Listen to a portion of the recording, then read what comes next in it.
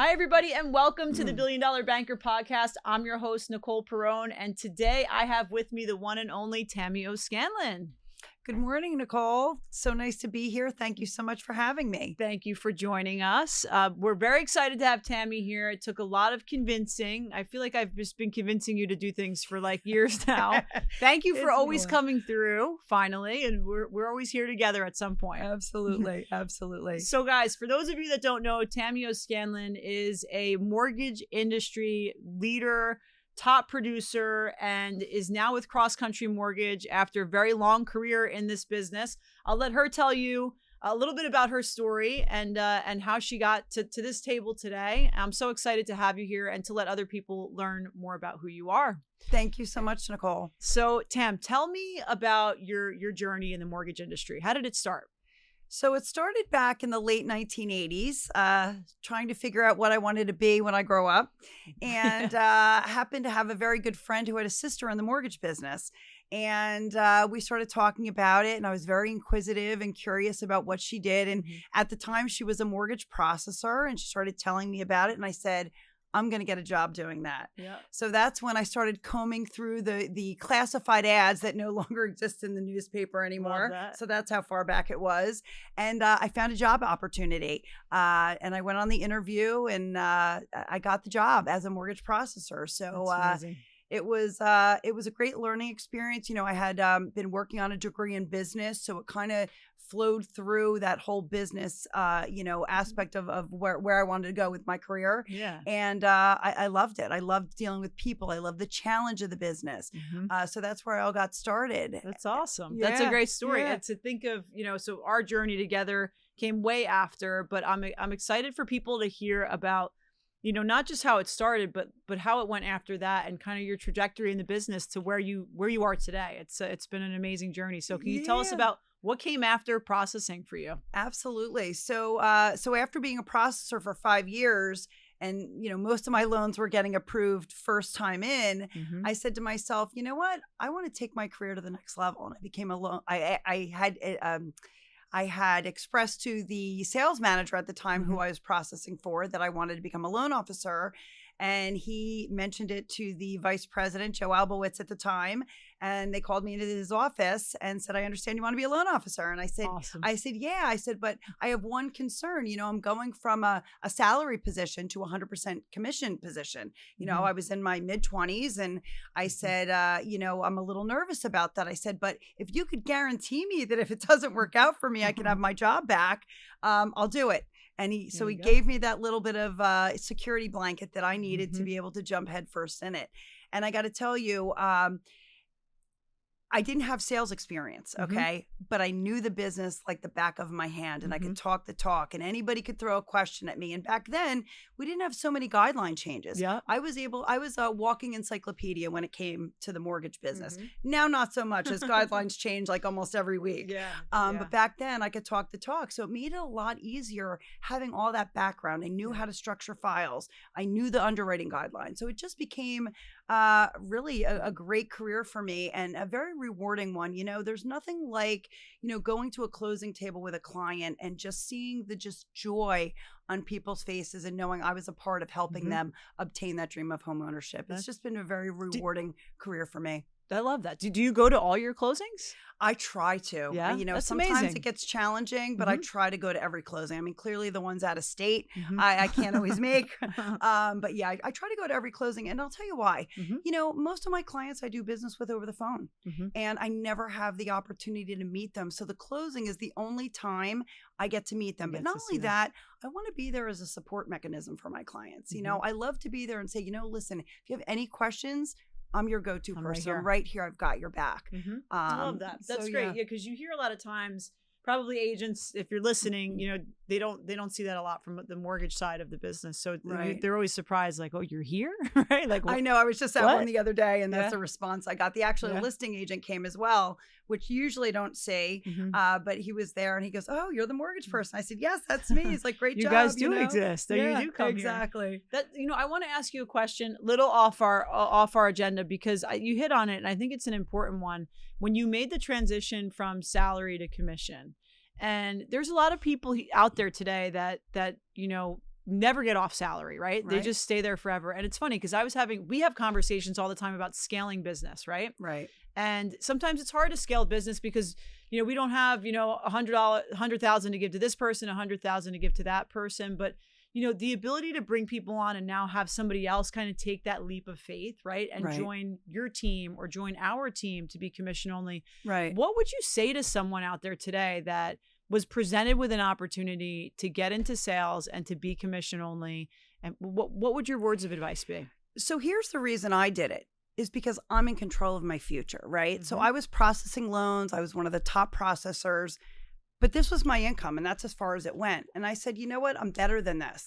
I want to be able to make as much as I want to make. You work as hard as you want to work and you can make as much as you want versus working as little as you want. I wanted my income to be unlimited. And that's up to me, right? If you're on commission, I'm the one driving that bus. I'm the one driving that force. Right. So that's the first thing. And the other thing is just, being able to run my own business. I mean, that's basically what I'm doing, right? When you're in a commission sales, you're running your own business. You're setting the stage. And it really, I have not looked back. Yeah.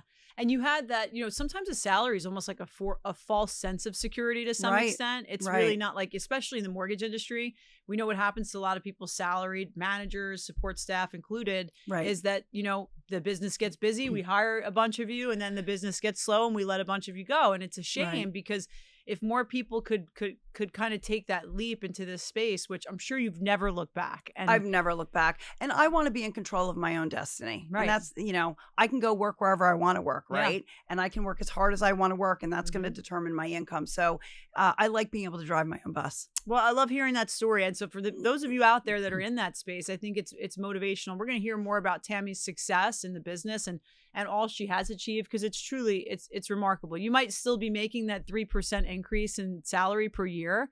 Could you imagine like where your life would be today if you didn't make that change? I have to tell you, I've been a single mom of 3 children, and to be able to provide the level of lifestyle on one income that I've been able to provide my children is just, it's just priceless. Yeah. I wouldn't have been able to do that had I been in a processor's, salary. Not that it's a bad salary, but like I said, I'm in control of my own income and my own destiny. Right. And, as hard as I want to work, that's going to be the payoff. Yeah. And so it's really been able to create a really nice lifestyle for my children. It's believing in yourself, right? So So what do you feel like's kept you motivated all this time? Like what's that driving force that keeps you going? So I am not a complacent person, and I always want more. So I think that's part of it.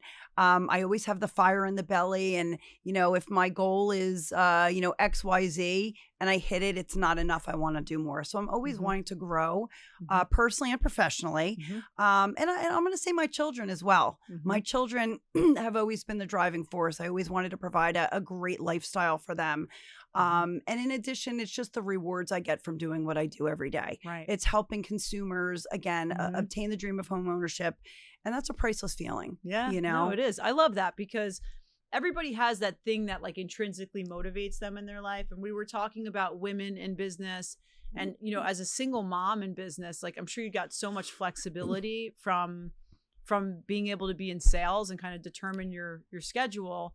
What would you say to someone out there that's a single mom today that's kind of in that position where you were? I think it's important because we talk about women in business a lot, right? Yeah. And you and I think the reason when we first connected, it was kind of because of that, right? It was, I think at the time you'd never worked with, I always say we work with each other, but at the time I was a manager and you were coming on as a loan officer. Right. And you were like, I never had a female manager before in my life. So, I mean, what does it mean to you? Like, what advice would you give? And just women in business, single mothers out there, from Tammy O'Scanlon. So go out there and do your best. And you have to take a little risk, right, to get reward. Right. And as I told you before, I had that little insurance policy in my back pocket that if things didn't work out doing this, that I could go back. And I didn't need that, right? But I needed that, And I got to say, moving into this business and doing what I do as a loan officer, the flexibility has been just amazing. I was the mom. First of all, I never missed a class trip. I never missed, listen, with technology the way it is today, I was always able to stay connected to people, whether I was on a beach or whether I was on a soccer field or a baseball field or whatever. I remember when my kids were playing, my daughter was playing softball. I'd be there right before the game on my laptop, finishing up work before, the game started. So just having that flexibility and not having that 9 to 5 just really was great for me with my children growing up. I never missed a play. I never missed anything. So that was really... that helps, right? Because there's so many things that women, have the responsibility of specifically. And the fact that, you were able to do it all. Like when we first started working together, I'm like, you're superwoman, 3 kids at the time. I think they were all in high school, right? So they were still like, they were actually still in grade school. Maybe in grade school, yeah. And so I remember you're doing applications on the field on the side, and like calling me like, hey, we got to get this done, and I could just picture you there with your laptop, and it's amazing. And I'm sure for your kids it was inspiring too, for them to see you working so hard to achieve everything that you have. It was great, and I got to say, I think that my kids, having seen how hard I've worked, I feel like it's really rubbed off on all of them. Yes. They all have the fire in the belly. It's never enough. They want more, and they're always pushing to be their best. And I think there's something to be said for that. Yeah, it is. I agree. And so, mortgage industry specifically, when you think about, you took that jump, right? And now all these years later, everything you've achieved, what would you say are, the most important qualities that a loan officer should have? So I think a few of the important qualities, I think, one of them is transparency. One of them is communication, and really putting the client first. Yeah. Those are things that I possess. I can't say enough about, as part of our job as loan officers, we really need to identify the needs of every client.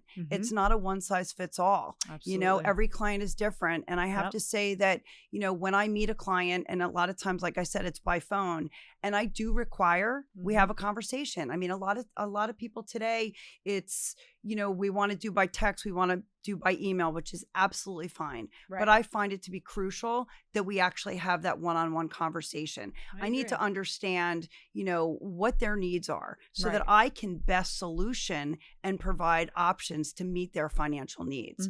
And as far as, transparency and being a straight shooter, there will be times when a client doesn't want to hear, what I'm about to say, but I'm not going to sugarcoat it. Yeah. I will deliver the message, if it's not a great one, with grace, and I will deliver it with empathy. Yeah. And at the end of the day, it's not the end all be all. We provide solutions and a roadmap. If somebody's not able to purchase today, that's okay. Right. I'm going to provide a roadmap for you, so maybe in 6 months or a year, you can get that dream home that you're aspiring to get. Yeah. So yeah, look, I haven't seen I haven't been in the business as long as you have, but as you know, I've managed for a long period. And so I've had the ability to see into loan officers' businesses, how they work with clients, how they handle challenges, how they handle, issues when they pop up, or how they work for their partners. Right. And I have to say, you are truly one of the most hardest working bankers in the business. And not only that, you care. Every relationship matters to you. And it makes a huge difference. The way that you move the file forward and what you will do to make sure something goes forward is important. So do you think it's important that agents and your referral partners understand that's how you advocate? 100%. I mean, I fight to the death for all of my files, and anybody that works with me knows that. I'm not a no person. I don't take no for an answer, as you well know, knowing me over the years. If I get no on a file, I'm going to dive in and I'm going to see what can be done to make this possible for the client. Nobody can structure a loan like I can. I mean, I feel like that's one of the things I do best, and that's one of the value adds that I bring to the consumer. If there is a bump in the road, I'm not going to say, okay, sorry, this is what can be done, can't be done. Right.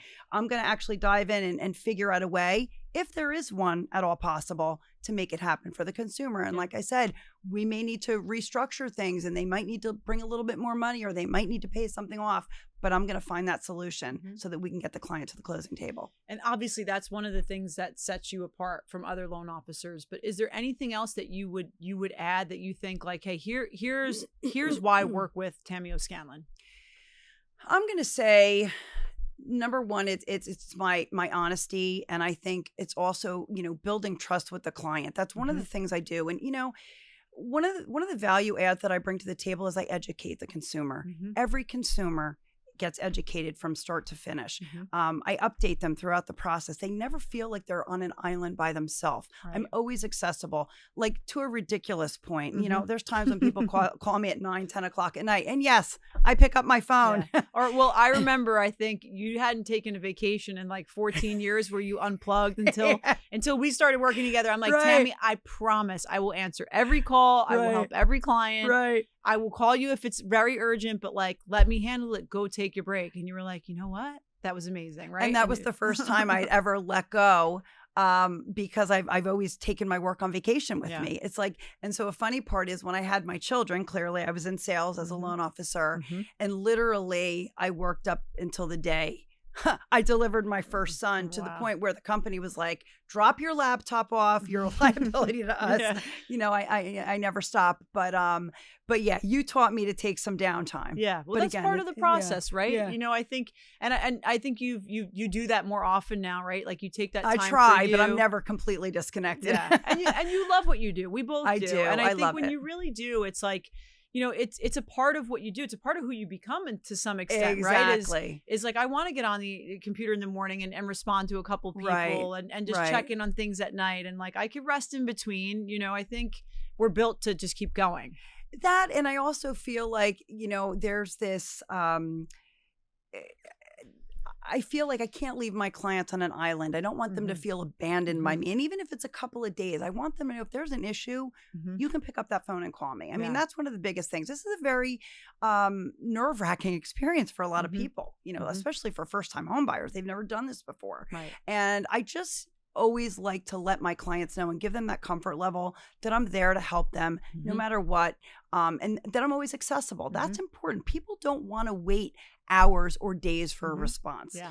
And I am ridiculously responsive, almost to a fault, because I can't stand when there's that text message I haven't answered or there's that phone call that I haven't returned. And vice versa. Tammy will make sure that whoever she's trying to get in touch with will respond to her, because if not, she'll send someone to find them, to get to them, because that's just, that's who you are. Like when you need to get something done, you're getting it done. And so I think it's important that agents and any referral partners, advisors, CPAs, all the new construction focus that you have, you work with a lot of builders too, understand that that's a part of who you are, because I know they'll be seeing this. So let me ask you this, for the consumers out there, like how do you make sure that you're keeping them in the know on the process? Like how do you make sure that they're aware of what's happening in the mortgage transaction? So when I meet a client, like I said, usually by phone, we'll have that initial conversation. And as I said before, I'm going to dive deep. I'm going to ask a lot of questions.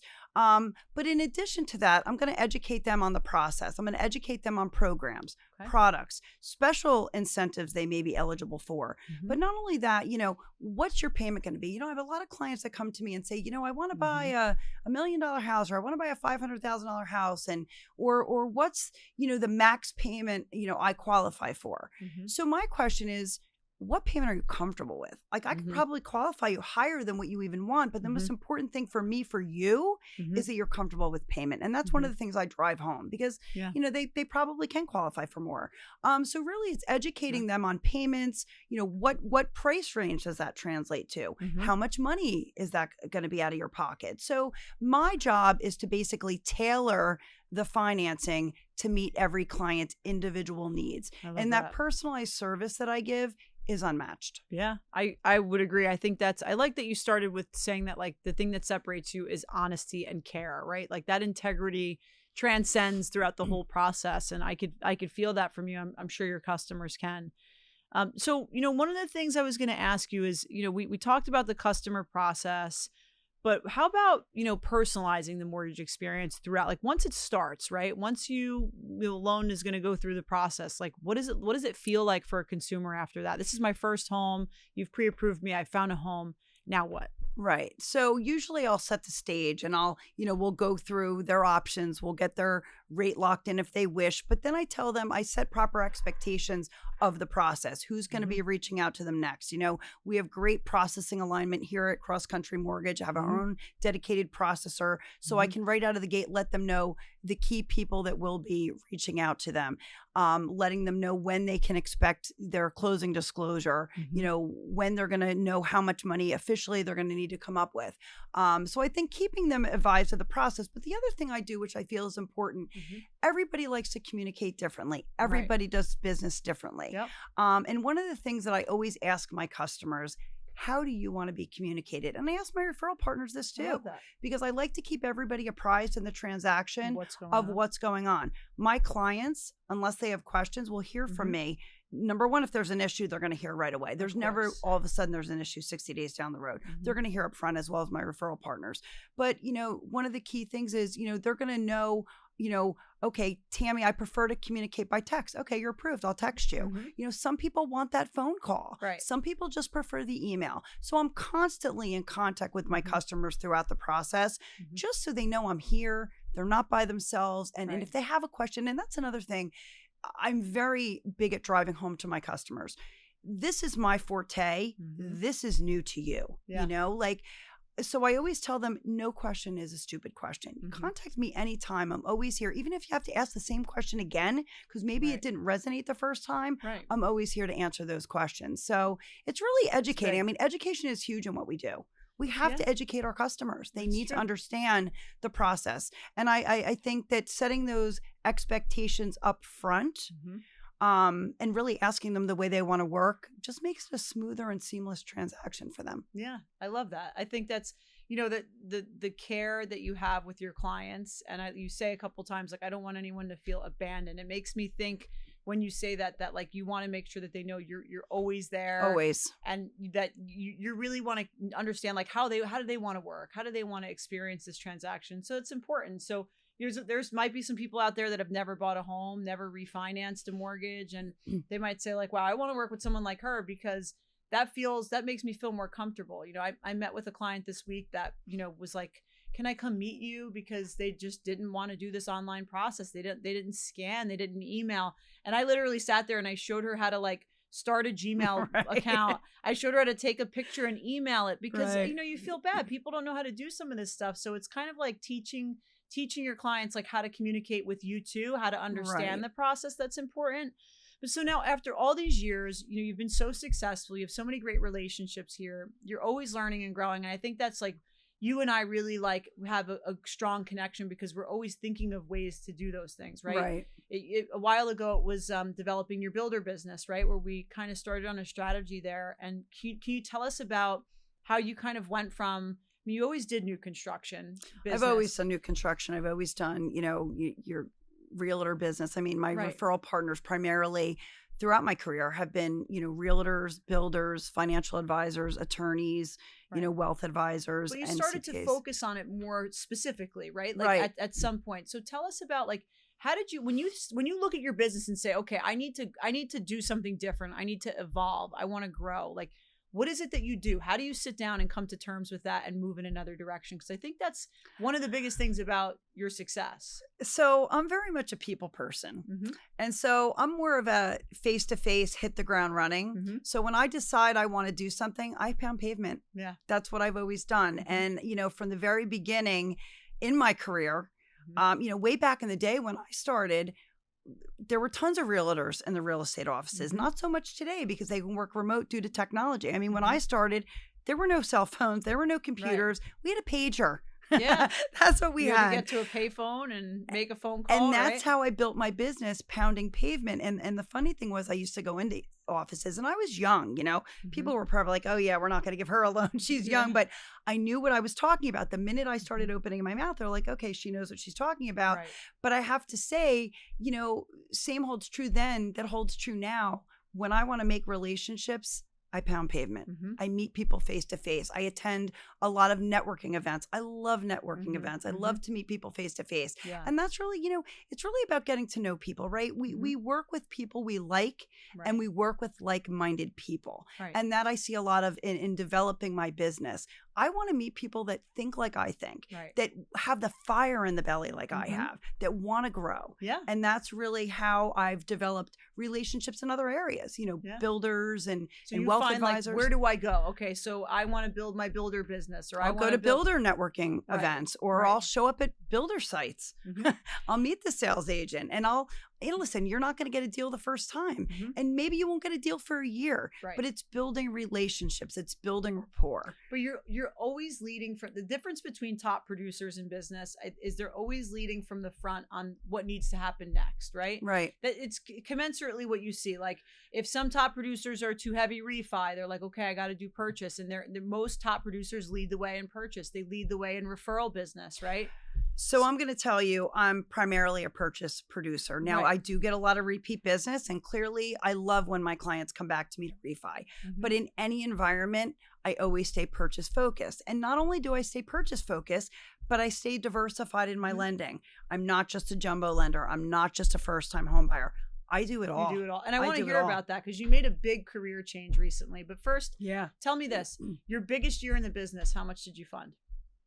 $106 million. 106 million. Yeah. Do you remember how many customers you served in that year? I'm trying to remember. Probably close to 200. Close to 200 clients. That's amazing. In a year. Yeah, in 1 year. It was a busy year. Did you go on vacation that year? I don't think so.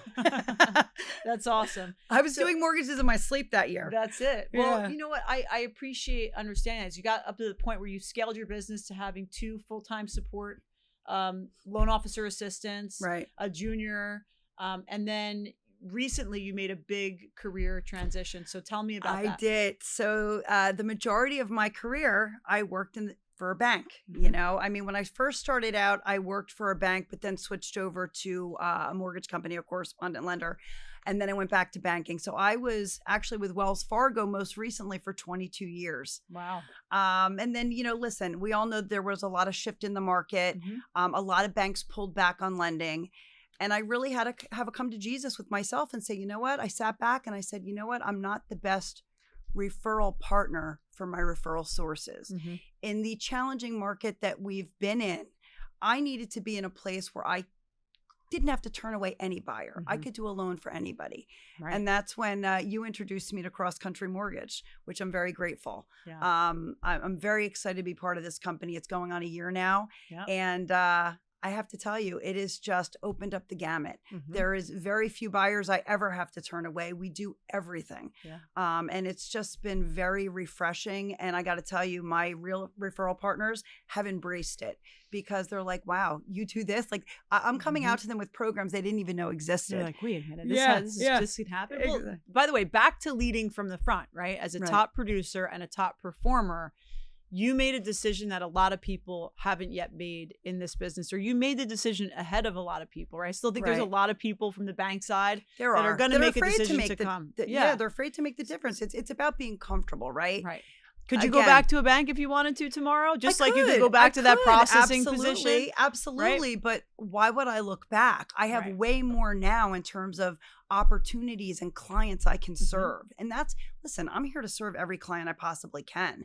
And, you know, nothing to say bad about the banks. The banks are great, but you're going to get your plain vanilla there usually. Not to say they don't do some things outside the box, but the things you wouldn't be sitting here with me today if you were working with a bank, right? No. You wouldn't be here today no. telling the story of Tammy, you know, and the progress that you're making in your business. You wouldn't be doing a lot of the products that you're doing. And I want to talk about those products because those are important. Absolutely. And it's a big piece. But there was another big part of the change that you made, right? You had all these years of being such a successful loan officer yourself, a great mom, raising three kids on your own.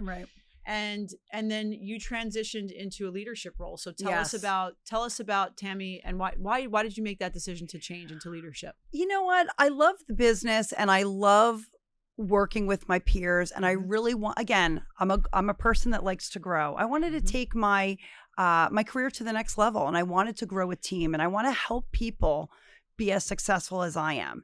And again, I was so excited for the opportunity to come over and do this and lead a team. And it's just been extremely rewarding.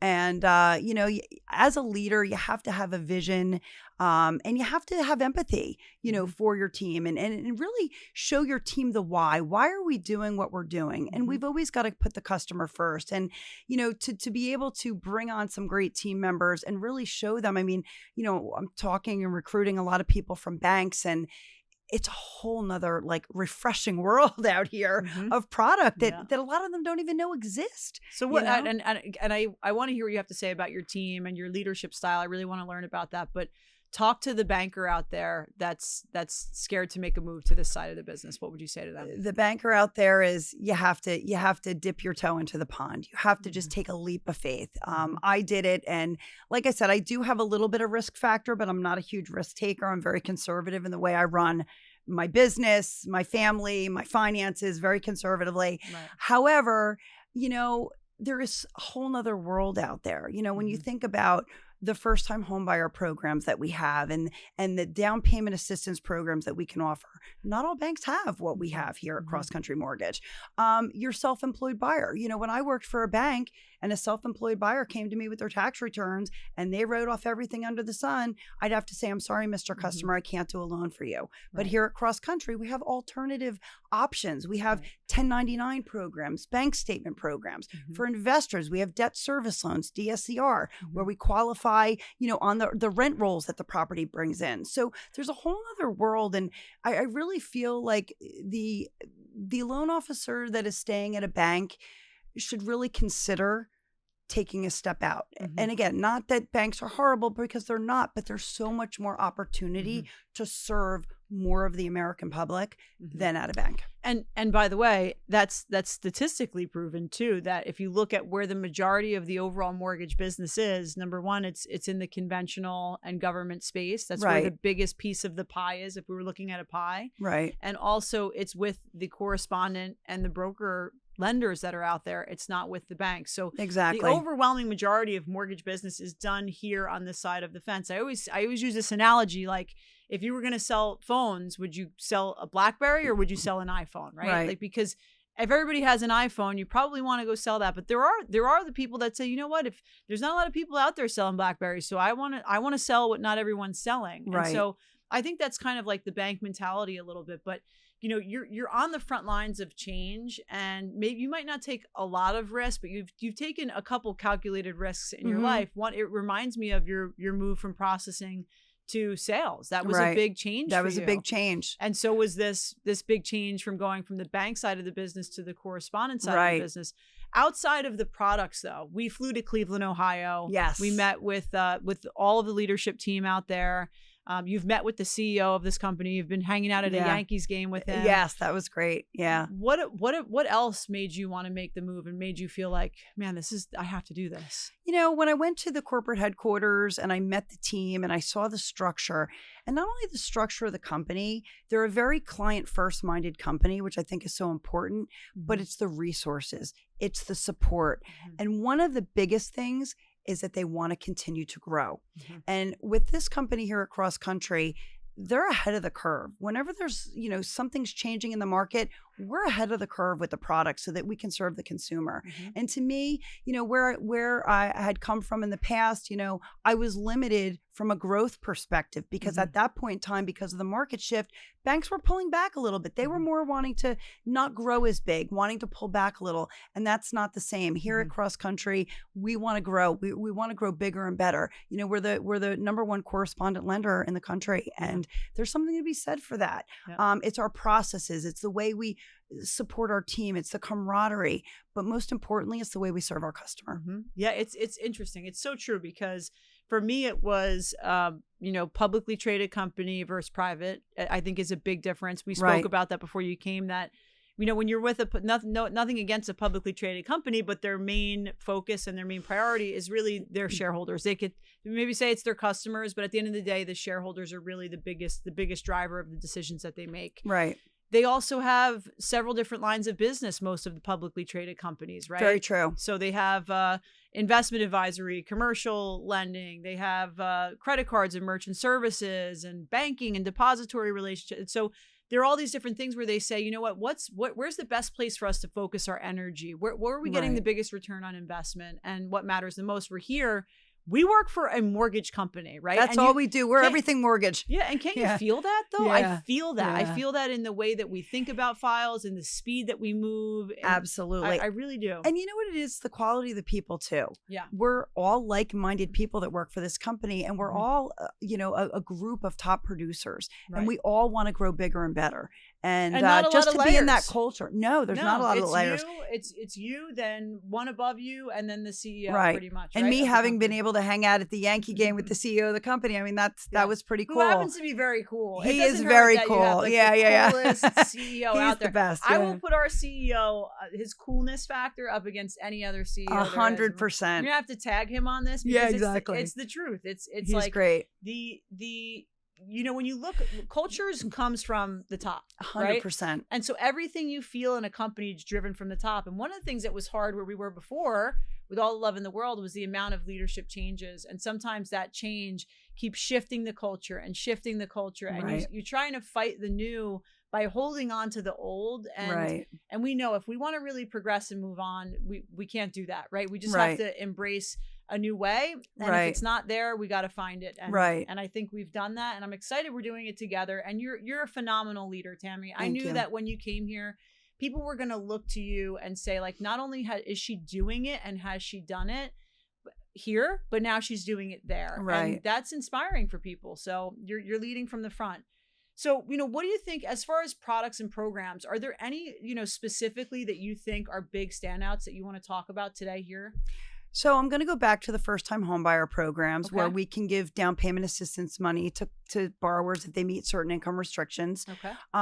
In addition, we have first-time homebuyer programs that don't have any income requirements. So those are things that we can look into for our client. Tell us about that one. I want to know about the one with no income requirements. So we have a community promise program. Okay. And the way this program works is, if a client is currently living, so it's not based on where they're buying, it's based on where they're currently living. If their address shows up in a certain area median income, if their address comes up eligible, they can get up to a $6,500 credit towards closing costs. Wow. No income restrictions. The only caveat is one buyer on the application has to be a first-time home buyer. So I could be making $1 million a year, and if I'm moving from here to here, and here happens to be an area, I get $6,500. And you're within the income requirement. I'm sorry, not income requirements. There is no income requirements. The MSA, the MSA, and it's got to be a conventional conforming loan. Okay. Wow, that's amazing. Yeah. So that's a cross-country mortgage product. That's a specialized product through cross-country mortgage. In addition, we do renovation. Not a lot of banks are doing renovation now. Absolutely. We do renovation loans. We do construction loans. So if somebody wants to buy a lot and build a house, we can do that loan for them. There's just so many things that we do. Gosh, and one of the ones that really, like I said before, is one I look at almost every day is the self-employeds. I mean, we all know self-employeds write off a lot, and, we have these alternative financing programs to really help them get into homes. We have a profit and loss statement loan. We have a bank statement loan. We have a 1099 loan. Realtors, for example. Realtors, we all know, right off the gamut. Like, they have to. They have a lot of business expenses. So if I was a realtor, how could I qualify with you in a better way than I could qualify with a bank? We take your 1099, deduct 10%, and that's the income we're using to qualify you. So if I made $500,000 on my 1099, and on my tax return I wrote off $250,000 of it, right? You wouldn't qualify me based off the $250,000? No, we would just not use your tax returns. You would qualify for the 1099 program. We would deduct 10%, and that's what we would use to qualify you. So every realtor in America should be talking to Tammy O'Scanlon for a loan. Well, so you're getting all of the tax benefits as a 1099 independent contractor, but none of the consequences associated with taking those tax benefits, because we're realizing your income as that true gross number that's on your minus the 10%. Right? Absolutely, because realtors are considered self-employed. They're running their own business, and a lot of self-employeds don't realize that, as a lending institution, traditionally we can only use your reportable income to qualify. So all those expenses that you write off, whatever you're reporting to the IRS as earned income, is all that we can use. So this gives a client an alternative way to use more of the income that they're actually making to qualify for a loan. That's amazing. And so renovation lending, construction lending, can you do reverse mortgages? I can. We can do reverse mortgages here. Wow, that's great. So, yeah. And so we have a whole team that does that for us. Yes, we do have a team specified to do the reverse mortgages. They're specialists at the game. If we do have a client, I tee them up with my my lending partner that does just that. That's all they do. So they're specialists in that field. Oh, that's great. So you have a team that handles all of these different transactions. And from what I heard, with respects to our time here in the construction lending side of it, which is big because of the inventory challenges, is that first of all, it's a one-time close, right? Right. And then also the validation process for the builders isn't that extensive. Like, you don't need to give blood samples. You just they don't do a credit check or financial fitness check for the builder, and it's a very tailored process to work with them. So that's cool too for people to know that are looking to build a home instead of going to look for one, because that's an option. And you can even finance in not be making all those payments throughout the course of the 12 months where it's being built. It can actually be financed into the total. Absolutely. Which makes it feasible. And same thing on renovation. So if somebody's buying a home and they go out and see this home, and, we work with a lot of real estate agents that may have listings that, need a facelift. I had one realtor ask me the other day, can we use the renovation loan in an oil tank situation? The seller's not able to remove the oil tank. And the answer is yes, we can. But while the buyer's at it, what do you want to do? Do you want to update the kitchen? Do you want to update the bathroom? Right. And those costs can be calculated in and financed into the loan, which is huge for somebody. It's big. And really especially someone that can't find that home that they absolutely love. And here they can buy a home and make it the way they want it, which is great. Awesome. I love that. Yeah. And so how do people get in touch with you, Tammy, if they're looking to buy a home or if they're looking for a referral partner in the business? So I'm going to tell you this. I never give out my work number, and I'll tell you why. I want people to be able to get me. Yeah. My cell phone number is 732-859-5410. If anybody, needs assistance with a mortgage or mortgage advice or just a free consultation, clearly, I'm always available. And again, my phone number is 732-859-5410. I want my clients to have direct access and my referral partners at any time. That's great. Good. And we're going to be seeing a lot more of Tammy online. This is only the beginning, and I'm so excited for our viewers to get to know you better. All of Tammy's contact information will be below in the description section. If you have questions about anything that we talked about today, from the inception of Tammy's career to some of the anecdotes that she said in between, and her insight on leadership, on sales, on taking risk, I hope this inspired you guys to take some chances and to bet on yourself, and to also to operate in life ethically and morally with care. Absolutely. Your trusted mortgage advisor. That's me. There you go. Well, it was a pleasure having you today, Tammy. Thanks so much, Nicole. It was an absolute joy. Take care. We'll see you soon, guys. All righty.